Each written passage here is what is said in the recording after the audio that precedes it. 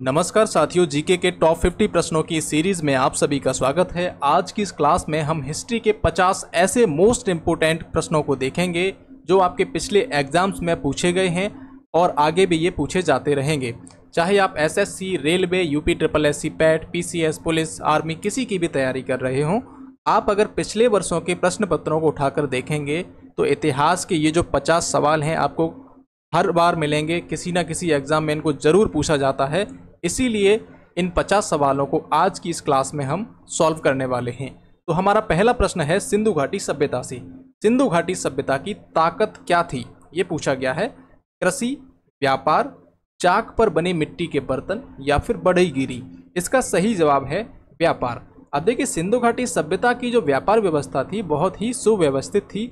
आप देखेंगे कि मेसोपोटामिया के साथ में इनका व्यापार चल रहा था, ईरान के साथ में, मध्य एशिया के कई सारे देश हैं उनके साथ में। आप देखेंगे अफगानिस्तान से ये लोग कई सारी चीज़ें आयात करते थे, राजस्थान से भी इनका व्यापार चल रहा था। तो इन सबको देखकर हम कह सकते हैं कि सिंधु घाटी सभ्यता में एक सुविकसित व्यापारिक गतिविधियां होती थीं। तो यहाँ पर सही विकल्प कौन सा हुआ? बी, व्यापार।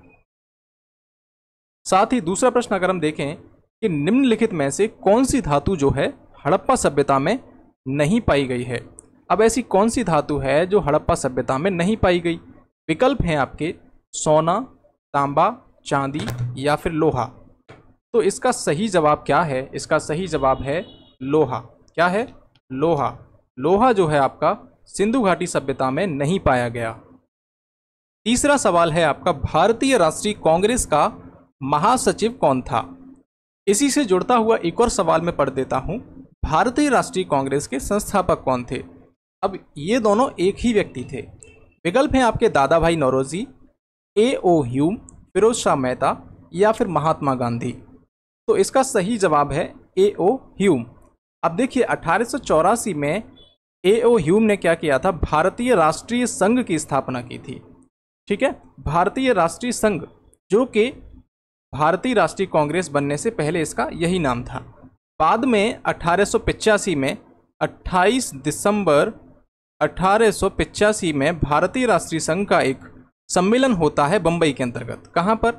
तेजपाल संस्कृत विद्यालय। इसमें सम्मेलन होता है। तो दादा भाई नौरोजी इन्होंने सुझाव दिया कि इसका नाम भारतीय राष्ट्रीय संघ के बजाय भारतीय राष्ट्रीय कांग्रेस कर दिया जाए। तो उनके सुझाव पर इसका नाम भारतीय राष्ट्रीय कांग्रेस कर दिया गया। अब ये जो इसका पहला अधिवेशन हो रहा है बम्बई के अंतर्गत, इसकी अध्यक्षता किसने की थी? तो इसकी अध्यक्षता की थी व्योमेश चंद्र बनर्जी ने। किसने की थी? व्योमेश चंद्र बनर्जी। ओके, व्योमेश चंद्र बनर्जी ने इसकी अध्यक्षता की थी। साथ ही इस अधिवेशन के महासचिव, इस अधिवेशन में कांग्रेस का महासचिव किसे बनाया गया था? तो महासचिव बनाया गया था A.O. ह्यूम को। तो इन दोनों प्रश्नों का जवाब क्या हुआ? A.O. ह्यूम। ओके, तो जो भी प्रश्न आगे होंगे जिन्हें लगता है कि उन्हें एक्सप्लेन करना जरूरी है, मैं उनको एक्सप्लेन करता चलूंगा। बाकी जो प्रश्न हैं मैं ऐसे ही करा दूंगा, क्योंकि आप इतने ज़्यादा समझदार हो, सब जानते ही होंगे। ठीक है, भारतीय राष्ट्रीय कांग्रेस का एकमात्र अधिवेशन जिसकी अध्यक्षता गांधी जी ने की थी, ऐसा कौन सा अधिवेशन था भारतीय राष्ट्रीय कांग्रेस का जिसकी अध्यक्षता गांधी जी ने की थी? विकल्प हैं आपके मद्रास अधिवेशन, लाहौर अधिवेशन, बेलगाम अधिवेशन या फिर कोलकाता अधिवेशन। तो इसका सही जवाब है बेलगाम अधिवेशन। ये एकमात्र ऐसा अधिवेशन था जिसकी अध्यक्षता गांधी जी ने की थी और ये 1924 में हुआ था। कब हुआ था? 1924 में। अगला प्रश्न है आपका पांचवा, महात्मा गांधी से ही संबंधित है कि महात्मा गांधी के राजनीतिक गुरु कौन थे? विकल्प हैं आपके गोपाल कृष्ण गोखले, बाल गंगाधर तिलक, अरविंद घोष या फिर लाला लाजपत राय। इसका सही जवाब है गोपाल कृष्ण गोखले।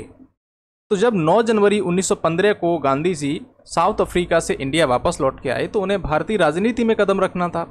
अब भारतीय राजनीति में कदम रखने के लिए वो गोपाल कृष्ण गोखले के संपर्क में आए और बाद में इन्हीं को उन्होंने अपना राजनीतिक गुरु माना। अब छठवां सवाल देखिए, यहाँ पर महात्मा गांधी किसकी कृतियों से अधिक प्रभावित थे? किसकी रचनाओं से? यहाँ पर अगर लिखा हो किसकी रचनाओं से अधिक प्रभावित थे तो ये भी पूछ सकता है। विकल्प हैं आपके Bernard Shaw, Karl Marx, Lenin, Leo Tolstoy. तो इसका सही जवाब है option D, Leo Tolstoy. Leo Tolstoy की रचनाएं, उनकी कृतियों से महात्मा गांधी काफ़ी प्रभावित थे और दक्षिण अफ्रीका में भी इन्होंने टॉलस्टॉय फर्म की स्थापना की थी। अब यहाँ पे समझिए, सीमांत गांधी किसका उपनाम था? सीमांत गांधी किसका उपनाम था? विकल्प हैं आपके खान अब्दुल गफ्फार खान, विनोबा भावे, महात्मा गांधी या फिर इनमें से कोई नहीं। इसका सही जवाब है खान अब्दुल गफ्फार खान। अब देखिए, भारत के पश्चिमोत्तर प्रांतों में जो उत्तर पश्चिमी सीमा प्रांत है, उसमें आज़ादी का आंदोलन चलाने वाले कौन थे? खान अब्दुल गफ्फार खान।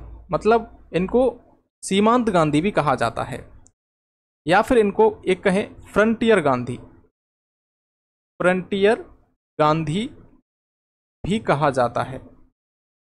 1987 में इनको भारत रत्न से सम्मानित किया जाता है। अगला प्रश्न है, भारतीय अशांति का जनक, भारतीय अशांति का जनक किसे कहा जाता है?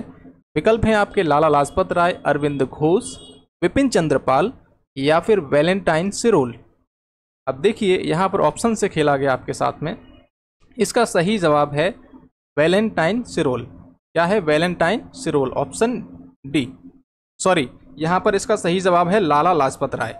लाला लाजपत राय को वैलेंटाइन सिरोल, ये व्यक्ति था, एक अंग्रेज था, इसने इनको भारतीय अशांति का जनक कहा था।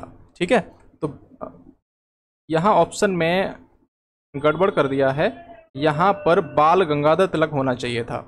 सॉरी, बाल गंगाधर तिलक, बाल गंगाधर तिलक, कोई बात नहीं, मैं इसको ठीक कर दिया। बाल गंगाधर तिलक को भारतीय अशांति का जनक कहा जाता है। और इन्हें ऐसा किसने कहा था? वैलेंटाइन सिरोल ने बाल गंगाधर तिलक के लिए कहा था, ये भारतीय अशांति के जनक हैं। और किस में कहा था इसने? इसकी एक किताब है Indian unrest, Indian unrest, Indian unrest एक किताब है जिसमें उसने ऐसा कहा, भारतीय अशांति का जनक किसे कहा था? बाल गंगाधर तिलक को। इन ऑप्शन को आप गलत मानिए, गलत आ गए हैं। ठीक है, आगे समझिए, स्वराज मेरा जन्म सिद्ध अधिकार है, ये कथन किसका है? स्वराज मेरा जन्म सिद्ध अधिकार है,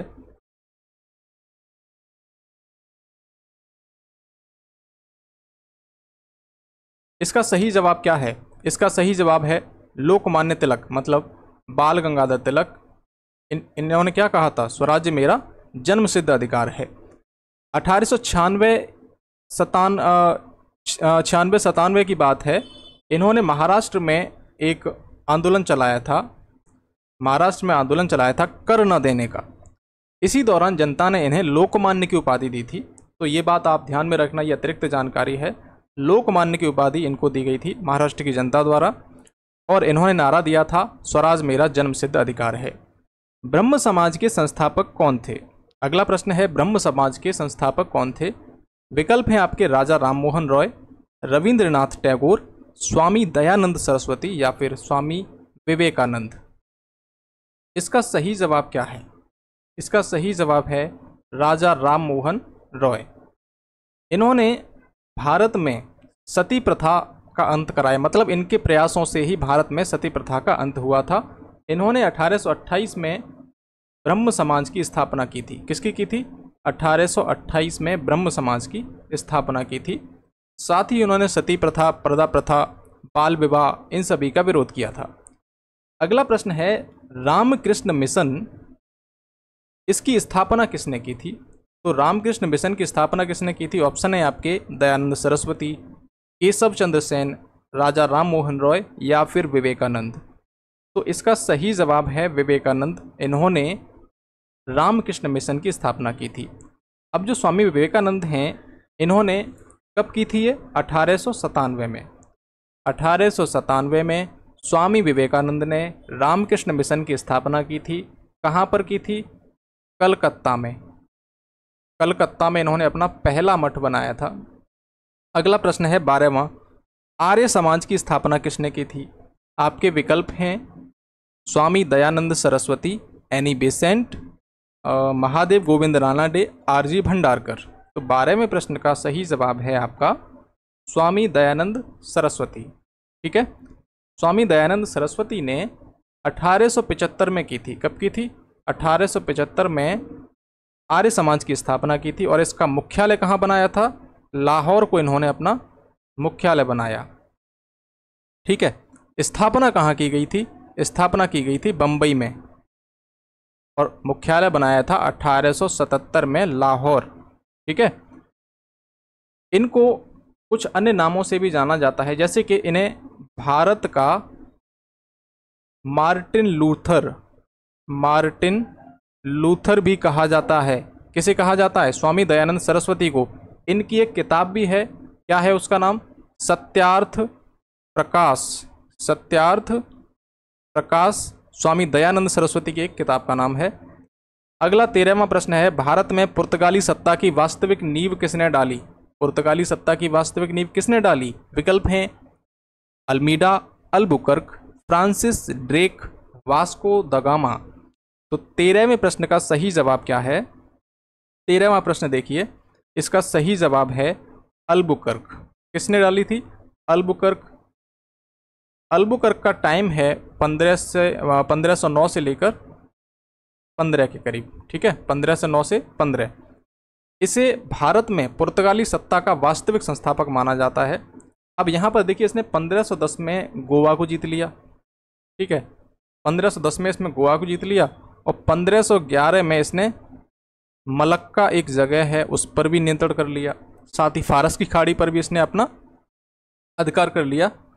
अगला प्रश्न देखिए, तो इसी को इसलिए कहा जाता है कि अल्बुकर्क जो है भारत में पुर्तगाली सत्ता का वास्तविक संस्थापक है। चंद्रगुप्त मौर्य के दरबार में आने वाला यूनानी राजदूत कौन था जो कि चंद्रगुप्त मौर्य के दरबार में आया? ऑप्शन है आपके कौटिल्य, सेल्यूकस निकेटर, मेगस्थनीज या फिर जस्टिन। तो इसमें पहला ये तो काट दीजिए, ये तो हो ही नहीं सकता क्योंकि कौटिल्य हमारे यहाँ के थे। अब यहाँ समझिए, 14वें प्रश्न का सही जवाब है मेगस्थनीज। कौन है? मेगस्थनीज, जो कि सेल्यूकस निकेटर का राजदूत था। किसका राजदूत था? सेल्यूकस निकेटर का राजदूत था मेगस्थनीज, जो कि चंद्रगुप्त मौर्य के दरबार में आया था। इसकी एक पुस्तक है इंडिका। क्या है? इंडिका। इसमें मौर्यकालीन समाज, अर्थव्यवस्था, इनकी कई सारी जानकारियां देखने को मिलती हैं। ऐसे ही अगला आपका प्रश्न है, अशोक के शिलालेख किस लिपि में खुदे हैं? मगधी, ब्राह्मी, पाली या देवनागरी लिपि? इसका सही जवाब है ब्राह्मी लिपि।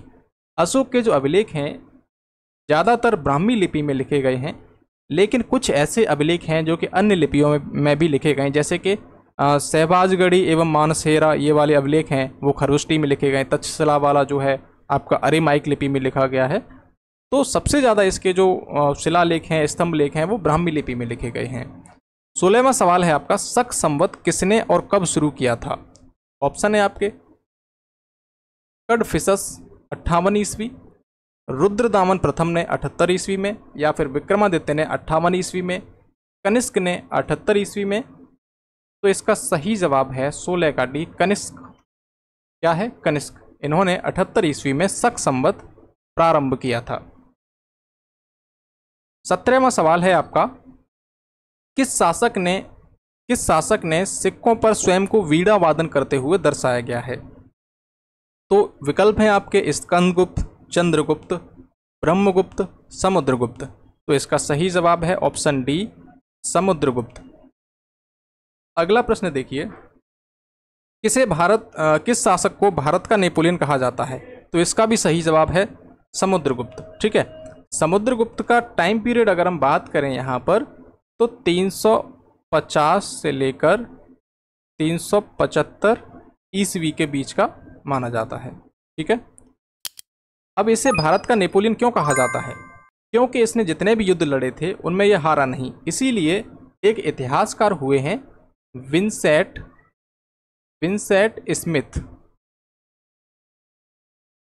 स्मिथ। मैं दोबारा लिख देता हूं यहां पर। इन्होंने समुद्रगुप्त को भारत का नेपोलियन कहा था।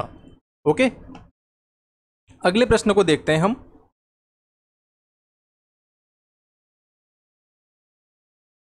अगला प्रश्न है आपका, गुप्त काल में सर्वाधिक किस धातु के सिक्के जारी किए गए थे?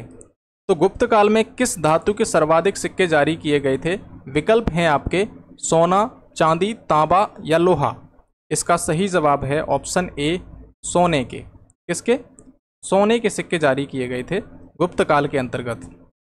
लेकिन अगर आपसे पूछा जाए कि सबसे ज़्यादा उत्कृष्ट स्वर्ण मुद्राएं किस शासनकाल में हुई, तो कुषाण जो थे उन्होंने सोने की जो सबसे उत्कृष्ट मुद्राएं थी उनको जारी किया था। ठीक है, अब सबसे ज़्यादा किसके काल में हुई थी? तो गुप्त काल में सबसे ज़्यादा जारी किए गए थे। और सोने की क्वालिटी के हिसाब से देखें तो कुषाण वंश के अंतर्गत सोने की क्वालिटी जो थी वो बहुत अच्छी थी। अगला प्रश्न है 20वां, खजुराहो के मंदिरों का निर्माण किसने करवाया था? 20वें प्रश्न को देखिए, खजुराहो के मंदिर जो एमपी में हैं उनका निर्माण किसने कराया था? विकल्प हैं आपके होलकर, सिंधिया, बुंदेला या फिर चंदेल राजपूत। इसका सही जवाब है चंदेल राजपूत। तो ये 10 से 12वीं सदी के आसपास इसका निर्माण हुआ है और यहाँ पर करीब 85 मंदिर बताए जाते हैं कि थे, लेकिन यहाँ पर वर्तमान में करीब 30 मंदिर के अवशेष मिले हैं और ये वैष्णव, शैव, शाक्त और जैन धर्म से संबंधित मंदिर हैं। अगले प्रश्न की ओर हम चलते हैं। अगला प्रश्न है हमारा 21वां। 21वां प्रश्न देखिए, 21वें प्रश्न में कहा गया है, राजस्थान के माउंट आबू में स्थित प्रसिद्ध दिलवाड़ा जैन मंदिर का निर्माण किसने कराया था? ऑप्शन है आपके महेंद्रपाल, महिपाल, राज्यपाल या फिर तेजपाल। तो 21वें प्रश्न का सही जवाब है तेजपाल। 13वीं शताब्दी में इस दिलवाड़ा जैन मंदिर का निर्माण किया गया था। तो एक बघेल वंश के शासक थे, बघेल वंश, इसके शासक थे कौन? वीर धवल। इनके यहाँ पर 2 मंत्री थे। क्या नाम था उनका? 2 मंत्री कौन कौन से थे? तो वो थे आपके वास्तुपाल एवं तेजपाल। कौन थे?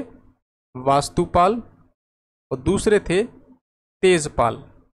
तो इन्होंने क्या किया? इन दोनों ने दिलवाड़ा जैन मंदिर का निर्माण कराया था। ठीक है, अब आगे समझिए। अगला है नालंदा विश्वविद्यालय। अब यहाँ एक बात समझिए, ये जो दिलवाड़ा जैन मंदिर है ये जैनियों को समर्पित है। ठीक है, नालंदा विश्वविद्यालय से है। नालंदा विश्वविद्यालय को नष्ट करने वाला आक्रमणकारी कौन था? इसके विकल्प हैं आपके अलाउद्दीन खिलजी, मोहम्मद बिन तुगलक, मोहम्मद बिन बख्तियार खिलजी या फिर मोहम्मद बिन कासिम। तो इसका सही जवाब है मोहम्मद बिन बख्तियार खिलजी। क्या नाम है? मोहम्मद बिन बख्तियार खिलजी। अगला प्रश्न है आपका, सांची का स्तूप कहाँ स्थित है? सांची का स्तूप उत्तर प्रदेश, मध्य प्रदेश, अरुणाचल प्रदेश, जम्मू कश्मीर। सही जवाब है मध्य प्रदेश का एक डिस्ट्रिक्ट पड़ता है रायसेन। कहाँ पर है? रायसेन जिला एमपी में पड़ता है ये रायसेन। यहाँ पर ही आपका सांची का स्तूप देखने को मिलेगा। अगला प्रश्न है आपका, बुद्ध ने अपना पहला प्रवचन कहाँ दिया था? विकल्प हैं गया, सारनाथ, पाटलिपुत्र या फिर वैशाली। तो इसका सही जवाब है आपका सारनाथ। सारनाथ ये जो है काशी वाराणसी में पड़ता है। इसको हम ऋषिपत्तनम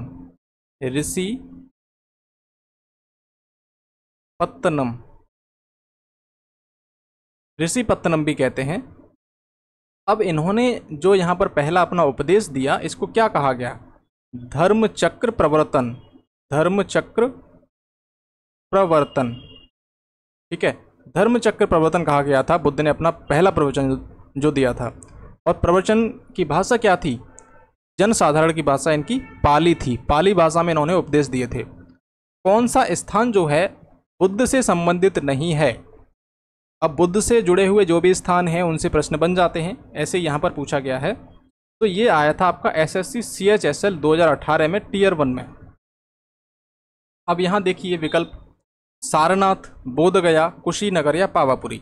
अब हमने यहाँ पर देख के समझ लिया कि पावापुरी जो है बुद्ध से संबंधित नहीं है, क्योंकि पावापुरी में क्या हुआ था? पावापुरी में जो हमारे महावीर स्वामी हैं इनकी डेथ हुई थी। ठीक है, तो ये तीनों तो बौद्ध धर्म से संबंधित हैं, लेकिन ये जैन धर्म से संबंधित एक स्थान है। अगला प्रश्न है, भारत में जैन धर्म का संस्थापक कौन थे? विकल्प हैं आपके गौतम बुद्ध, महावीर स्वामी, चंद्रगुप्त या फिर अशोक। तो इसका सही जवाब है महावीर। अब आपसे पूछा जाए कि जैन धर्म का प्रथम तीर्थंकर कौन है, तो इसका सही उत्तर है ऋषभदेव। क्या है? ऋषभदेव। और महावीर स्वामी जो थे 24वें तीर्थंकर थे। कौन से थे? 24वें तीर्थंकर थे। अगला प्रश्न है आपके सामने, चंद्रगुप्त मौर्य ने अपने अंतिम दिन कहाँ गुजारे? अपने अंतिम दिन इन्होंने कहाँ गुजारे? काशी में, पाटलिपुत्र में, उज्जैन में या फिर श्रवण बेलगोला में। इसका सही जवाब है श्रवण बेलगोला। क्या है? श्रवण बेलगोला, जो कहाँ पड़ता है? मैसूर के अंतर्गत पड़ता है ये। 28वां प्रश्न है, कलिंग युद्ध जो है किस वर्ष हुआ था? इसके विकल्प हैं 261 ईसा पूर्व, 263 ईसा पूर्व, 232 या फिर 240। तो इसका सही जवाब है 261 ईसा पूर्व में कलिंग का युद्ध हुआ था। कलिंग कहाँ पर पड़ता है? तो ये पड़ता है आपका उड़ीसा के अंतर्गत। अगला प्रश्न है, मौर्य काल के दौरान शिक्षा का सबसे प्रसिद्ध केंद्र निम्नलिखित में से कौन था? किस काल की बात की जा रही है? मौर्य काल की। तो मौर्य काल के दौरान शिक्षा के लिए सबसे प्रसिद्ध केंद्र कौन सा था? उज्जैन, वल्लभी, नालंदा या फिर तक्षशिला। यहाँ पर बहुत सारे बच्चे क्या करते हैं? नालंदा को टिक कर देते हैं, लेकिन यहाँ पर सही जवाब है आपका तक्षशिला। ये उच्च शिक्षा के लिए उस समय बहुत ही फेमस जगह थी तक्षशिला। यहाँ पर चाणक्य जो थे आचार्य के रूप में तक्षशिला में ही मौजूद थे। ठीक है। अगला प्रश्न है आपका, एलोरा में कैलाशनाथ मंदिर का निर्माण किसने कराया था? एलोरा में किसने कराया था कैलाशनाथ मंदिर का निर्माण? इसका सही जवाब है ऑप्शन सी, कृष्ण प्रथम इसका सही जवाब है। और ये कौन थे? एक राष्ट्रकूट राजा थे। कौन थे? राष्ट्रकूट। कई बार प्रश्नों में घुमाकर पूछ लिया जाता है कि एलोरा में कैलाशनाथ मंदिर का निर्माण किसने कराया था? पल्लव, राष्ट्रकूट, पांड्य, इन सब का नाम दे दिया जाता है। तो उसमें आप राष्ट्रकूट ठीक करेंगे। ठीक है, क्योंकि ये जो कृष्ण प्रथम है राष्ट्रकूट वंश से संबंधित थे। अगला है आपका, महाबलीपुरम के रथ मंदिरों का निर्माण किसने कराया था?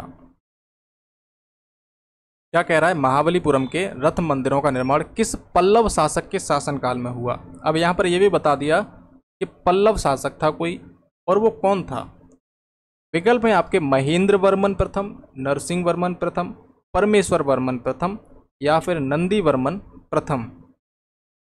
अब देखिए, इसका सही जवाब है नरसिंह वर्मन प्रथम, ऑप्शन बी। तो ये जो महाबलीपुर के रथ मंदिर हैं, ये एक पत्थर को ही काटकर बनाए गए हैं, ये आप ध्यान में रखना। अगला प्रश्न है आपका, हर्षचरित के लेखक कौन थे? विकल्प हैं आपके बाणभट्ट, अमर सिंह, कालिदास या फिर हरिसेन। तो इसका सही जवाब क्या है? इसका सही जवाब है आपका ऑप्शन ए, बाणभट्ट। बाणभट्ट ने हरिश्चरित की रचना की थी। अब ये जो बाणभट्ट हैं किसके दरबारी कवि थे? तो ये हर्षवर्धन के दरबारी कवि थे। हर्षवर्धन के दरबारी कवि थे। इन्होंने कुछ और भी लिखा है, जैसे कि कादम्बरी की रचना भी इन्होंने की है। अगला प्रश्न है 33वां, शिवाजी के समकालीन मराठा संत का नाम क्या था? शिवाजी के समकालीन मराठा संत कौन थे? संत ज्ञानेश्वर, नामदेव, संत एकनाथ, संत तुकाराम। तो इसका सही जवाब है संत तुकाराम, ऑप्शन डी। 34वां सवाल है, विजयनगर साम्राज्य की स्थापना किसने की थी? विकल्प है तुलुव वंश, संगम वंश, सालुव वंश, देवराय वंश। इसका सही जवाब है संगम वंश। 1336 की बात है, हरिहर एवं बुक्का ने, जो कि संगम वंश से संबंधित थे, विजयनगर साम्राज्य की स्थापना करी थी। कहाँ पर की थी? दक्षिण भारत के अंतर्गत। 35वां सवाल है, दिल्ली में मुगल साम्राज्य की नींव निम्नलिखित में से किस लड़ाई के परिणाम स्वरूप पड़ी? मतलब कौन सी ऐसी लड़ाई हुई थी जिसके बाद दिल्ली में मुगल साम्राज्य की नींव पड़ी थी? विकल्प हैं आपके पानीपत का तीसरा युद्ध, पानीपत का दूसरा युद्ध, हल्दी घाटी की लड़ाई या फिर पानीपत का प्रथम युद्ध। तो इसका विकल्प है पानीपत का प्रथम युद्ध, ऑप्शन डी। अब यहां समझिए 1526 की बात है। 1526 पानीपत में एक युद्ध होता है, किस किस के बीच में? बाबर और इब्राहिम लोदी। इब्राहिम लोदी। अब बाबर से पहले यहाँ पे लोदी वंश का शासन था। अब इन दोनों में जब पानीपत में पहली बार युद्ध होता है तो इसमें बाबर विजयी होता है और यहीं पर बाबर ने तुगलमा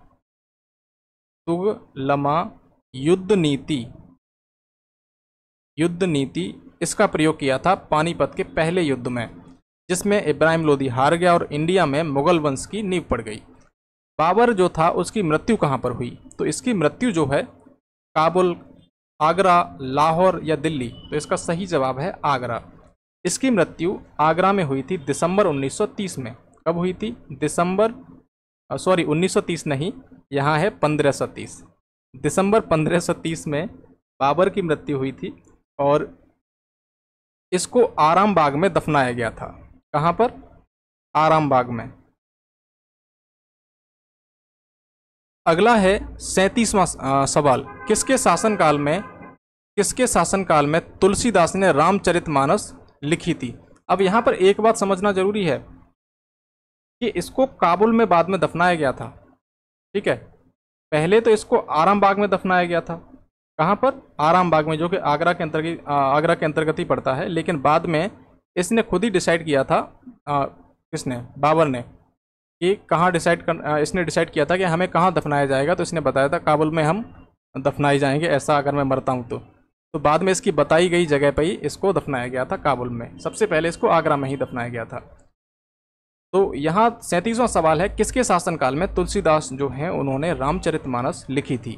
विकल्प हैं आपके बाबर, अकबर, औरंगजेब या फिर जहांगीर। तो इसका सही जवाब है अकबर के शासनकाल में तुलसीदास जी ने रामचरितमानस का रचना किया था। अगला सवाल है, भारत के लिए समुद्री मार्ग की खोज का श्रेय किसे दिया जाता है? फ्रांसीसी, डच, पुर्तगाली या फिर अंग्रेज? इसका सही जवाब है पुर्तगाली। 1498, डेट याद आ रही होगी आपको। 1498 में एक व्यक्ति था वास्को द गामा, ठीक है। ये इंडिया में पश्चिमी तट पर आता है, कलीकट पर। कहाँ पर? कलीकट। वहाँ का शासक था जमोरिन, जिसने इसका स्वागत किया। लेकिन स्थानीय जो व्यापारी थे, अरब के व्यापारी यहाँ पे मौजूद थे, उन्होंने वास्को ड गामा का विरोध किया था। तो पहली बार समुद्री मार्ग जो इंडिया के लिए खोजा गया वो वास्को ड गामा ने खोजा था। 39वां सवाल है,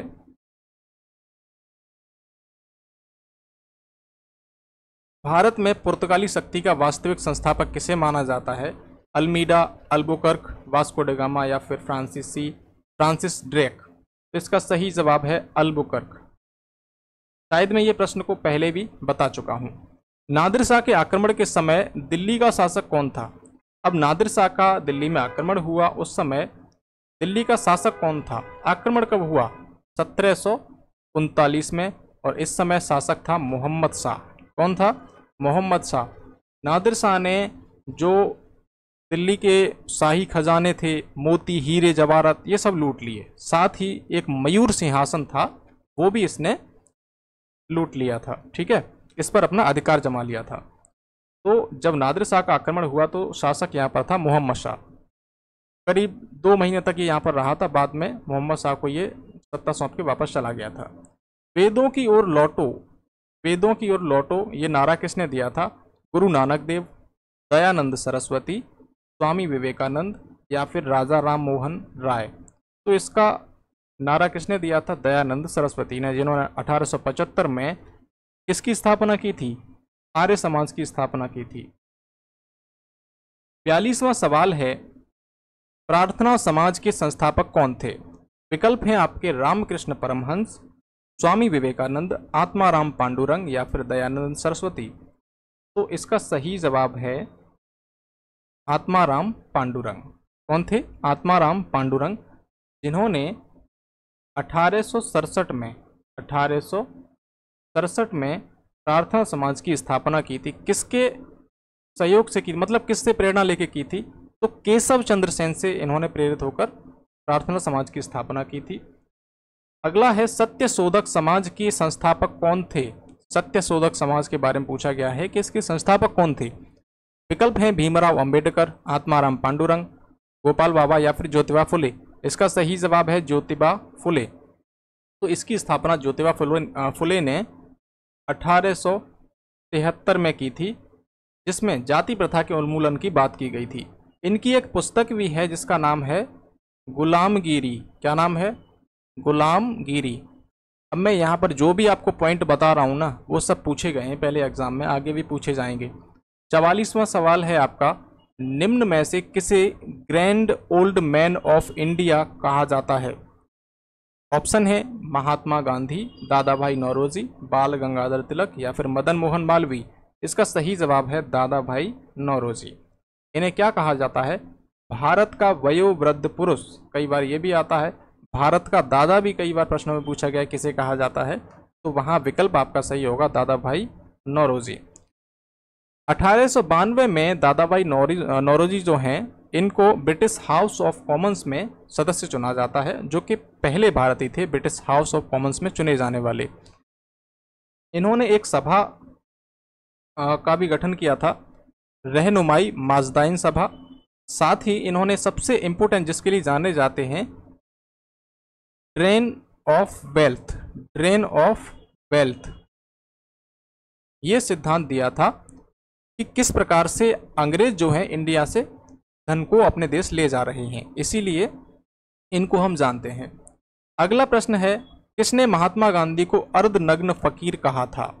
विंस्टन चर्चिल, माउंटबेटन, वेबल या फिर लिनलिथगो। इसका सही जवाब है 18 का ए, विंस्टन चर्चिल। इन्होंने गांधी जी को अर्धनग्न फकीर कहा था। 44वां प्रश्न है, निम्न में से किस समाचार पत्र का संपादन गांधी जी ने किया था? विकल्प है नवजीवन, गुजरात टाइम्स, मराठा, जनसत्ता। इसका सही जवाब है नवजीवन।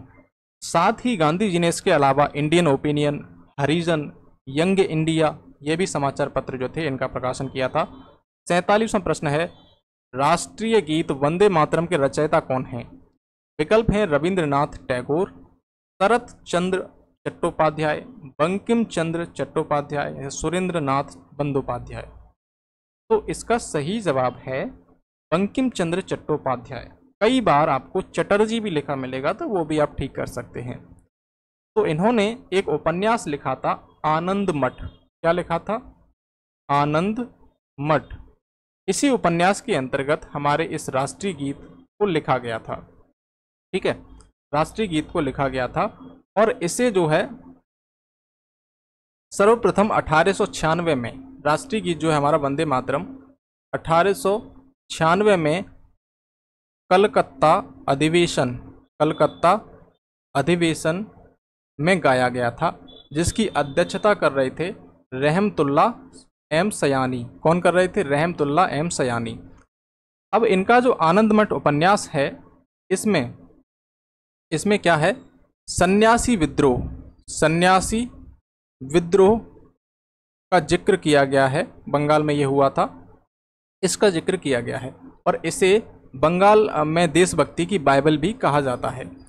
अब अगले प्रश्न पे हम आते हैं। उपन्यास आनंद मठ, इसमें बंकिम चंद्र चटर्जी ने बंगाल के किस विद्रोह का विशेष उल्लेख किया है? अभी मैंने आपको बताया था, सन्यासी विद्रोह, विकल्प बी। 49वां प्रश्न है, अभिनव भारत नामक संस्था की स्थापना किसने की थी? लाला लाजपत राय, बाल गंगाधर तिलक, विनायक दामोदर सावरकर, जिन्हें आप वीडी सावरकर के नाम से जानते हैं, विपिन चंद्र पाल। इसका सही जवाब है विनायक दामोदर सावरकर। तो इन्होंने जो है 1899 में एक संस्था स्थापित की थी, मित्र मेला। क्या थी? मित्र मेला, जो 1904 में जाकर इसी को हमने किसमें परिवर्तित कर दिया? अभिनव भारत में ये परिवर्तित हो गई मित्र मेला। ठीक है, अगला है आपका सवाल 50वां और ये आखिरी सवाल है। निम्न में से किसने गदर पार्टी की स्थापना की? विकल्प हैं वीडी सावरकर, भगत सिंह, लाला हरदयाल चंद्रशेखर आज़ाद। ऑप्शन सी आपका ठीक है, लाला हरदयाल। तो 19वीं शताब्दी के आसपास कई सारे जो हमारे क्रांतिकारी थे अदर कंट्रीज में बस के अपनी क्रांतिकारी गतिविधियां चला रहे थे। वैसे ही लाला हरदयाल जो थे अमेरिका के सैन फ्रांसिस्को में इन्होंने गदर पार्टी का गठन किया था। ठीक है, तो इन्होंने कहाँ से गठन किया था? अमेरिका में रहकर इसका गठन किया था 1913 में, वहीं से अपने आंदोलन को जारी रखा। तो इस प्रकार हमने इतिहास के तकरीबन 50 प्रश्नों को यहाँ पर देखा, उन्हें सॉल्व किया। आप सब मेरे साथ उनको सॉल्व कर रहे थे। साथ ही कुछ महत्वपूर्ण जो तथ्य थे उन्हें मैंने यहाँ पर बताया आपको। ऐसे ही प्रश्नों को हम रोज हल करते हैं। वीडियो में अंत तक बने रहने के लिए आप सभी का बहुत बहुत धन्यवाद। अगर आपको ये क्लास अच्छी लगी है, आपको मेरा ये कंटेंट अच्छा लगा है, तो प्लीज़ इस क्लास को लाइक करें, साथ ही इस चैनल को सब्सक्राइब करें, जिससे कि जब भी मैं इस प्रकार के वीडियोज़ या MCQ के वीडियोज़ अपलोड करूँ तो आपको उनका नोटिफिकेशन मिल जाए, जहां जाकर आप उन वीडियो को जल्दी से जल्दी देख सकें और अपनी तैयारी को आगे बढ़ा सकें। धन्यवाद। मिलता हूं मैं आपसे अगले वीडियो में। तब तक आप अपना ख्याल रखिए, रिवीजन करते रहिए और आगे बढ़ते रहिए।